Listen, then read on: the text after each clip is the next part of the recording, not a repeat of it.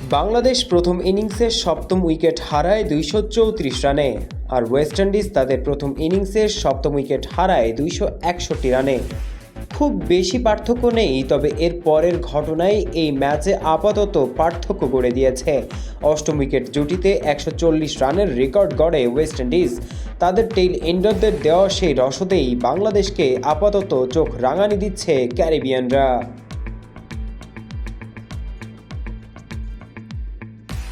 আলোক স্বল্পতায় তৃতীয় দিনের খেলা শেষ হয়েছে একটু আগে ভাগেই।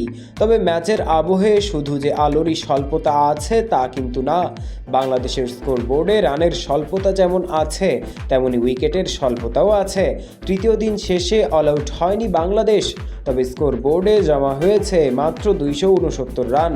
বাংলাদেশ এখনও পিছিয়ে ১৮১ রানের বিশাল ব্যবধানে। এদিকে হাতে আছে মাত্র একটা উইকেট।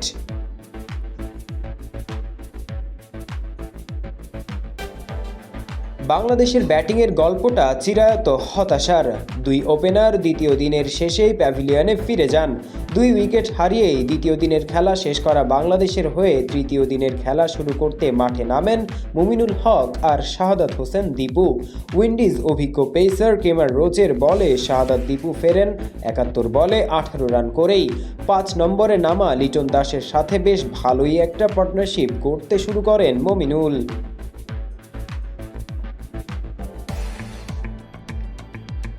তবে সিএলসের বলে এলবিডব্লিউর ফাঁদে পড়ে ফিরতে হয় মুমিনুলকে। মাত্র ১৭ রানের ব্যবধানে আর এক সেট ব্যাটার লিটন দাসও ফিরে যান।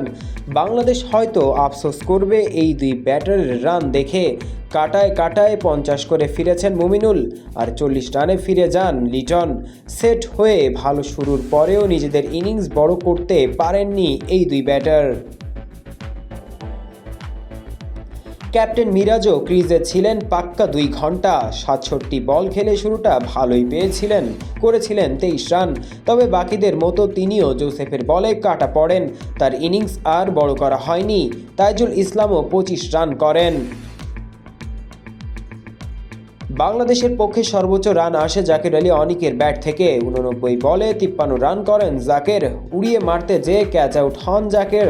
তার বিরুদ্ধে এলবিডব্লিউর আপিল করে ওয়েস্ট ইন্ডিজ, তবে তা সফল হয়নি। আর এর পরের বলেই তিনি ছক্কা হাঁকাতে যান, তবে তার হয়নি। আরও একটা বার ইনিংস বড় না করতে পারার আক্ষেপে পড়তে হয় আরেক বাংলাদেশি ব্যাটারকে। জাকেরও ফিরে যান। শেষের দিকে তাসকিন আর শরীফুল তাড়াতাড়ি রান তোলার প্রচেষ্টায় ছিলেন। এখনও ক্রিজে আছেন তারা। চতুর্থ দিন বাংলাদেশের খেলা শুরু হবে ১ উইকেট হাতে রেখে ১৮১ রান পিছিয়ে থেকে। পারভেজ ইমাম, অন ফিল্ড।